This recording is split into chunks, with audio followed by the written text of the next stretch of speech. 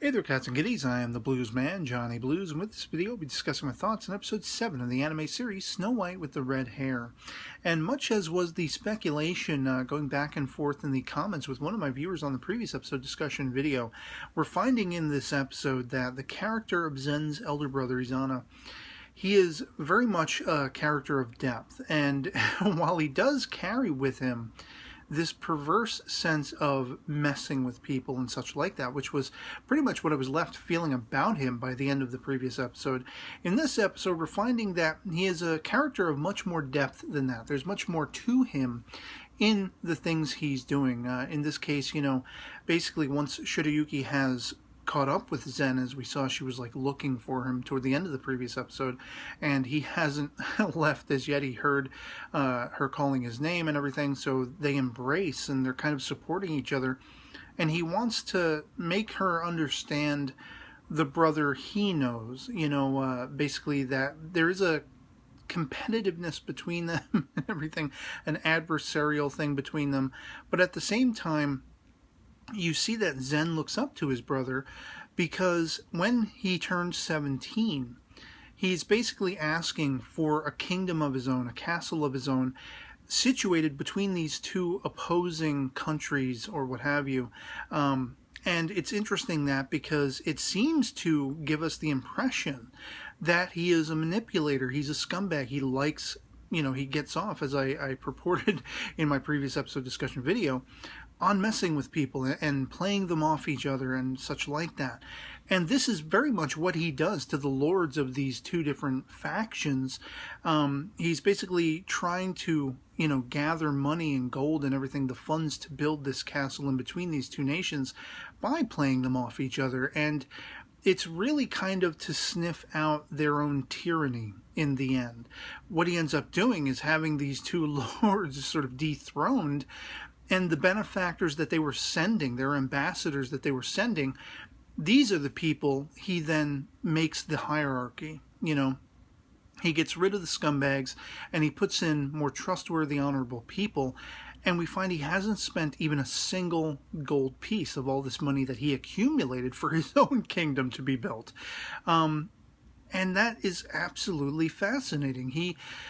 There's some dialogue that he has between he and Zen in the modern, sense of the episode, where he is talking about you have to, as a prince, you have to ready yourself and prepare yourself and make yourself carry the guise of somebody of importance, of somebody who understands the ramifications and all the politics and all those kinds of things of being a potential successor to the throne, a potential king and overseer and everything like that. It's not just being, benevolent to your subjects as Zen is, and, he's very welcoming of them, and he enjoys escaping the kingdom and going and having conversations, as we've seen over the episodes.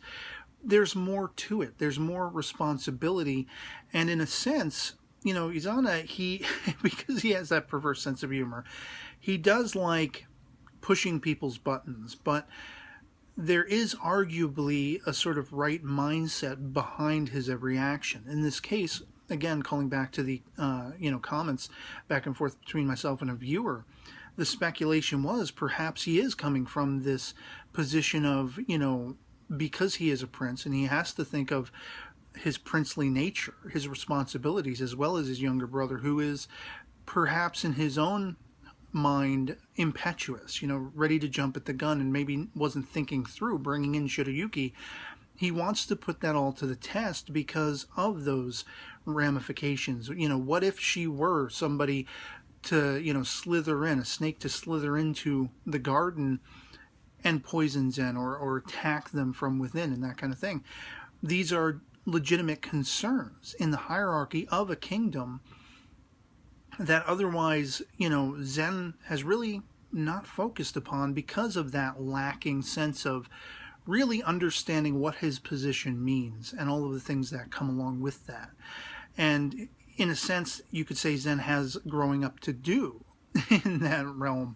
But what I really find interesting is the confrontation between Izana and Shirayuki by the end, because no matter what Izana will do. Now with this new information in tow, and with, Zen and she embracing and really embracing the concept, as well as physically embracing each other, they're also embracing the concept that, we don't need to concern ourselves with what other people think. They can think whatever they want. They can say whatever they want. As long as we'll be strong and we're not going to be affected by that, there's no reason why we can't be seen embracing. There's no reason why we can't be seen being affectionate. And we shouldn't concern ourselves with that, with those worries and those fears. But you have Izana very much getting right up in the face of Shirayuki, and this is after all the hilarity throughout the course of the episode with Raj, who is very sick. He's feeling ill, and he's very much a kiss ass. He's walking around. You have Garrick basically touring him around the kingdom to show him the entirety of where the herbalist studies are supposed to be situated and such like that. And he's like, oh, it's a storeroom. It's the most beautiful storeroom ever, and, oh, hey, that's the bathroom. It's a great bathroom. And, whatever. I mean, he's just complete ass kiss, but he is very much shaken to the core to run into Shirayuki at all. And of course, they do have a confrontation, and he almost drinks down this, medicinal herb that's meant to be applied to wounds or whatever. It's not something you ingest. And Shirayuki has to knock it from his hands after hours probably of, concocting this.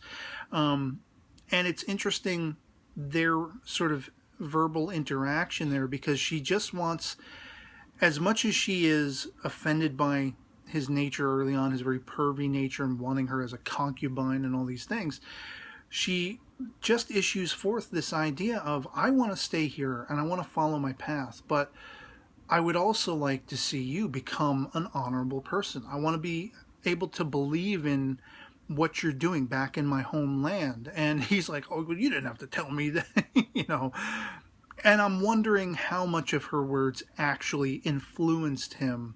As he goes to leave, he asks, oh, she won't be seeing me off or whatever like that. And he's kind of glum about that, but I don't know if he's glum like, that bitch. Or if he's actually taking to heart what she told him, that she wishes he would be an honorable man, that he would live up to his responsibilities as the prince of her homeland and be someone to admire. But again, calling back on that final sequence with Izana and Shirayuki, Izana even goes into mock kiss her. At least that's what it looks like. And this is to try to shake her resolve after pointedly asking her, I can't get rid of you. I won't be rid of you. And she's like, you won't be rid of me. Whatever the dialogue is along those lines. And he's like, she won't even bat an eye. She won't look away. She won't blink. She won't falter in any way, shape, or form her position. And he leans in to try to force that upon her. But even that doesn't shake her resolve. And she promises him, Zen is here. This is where I want to be because he's here.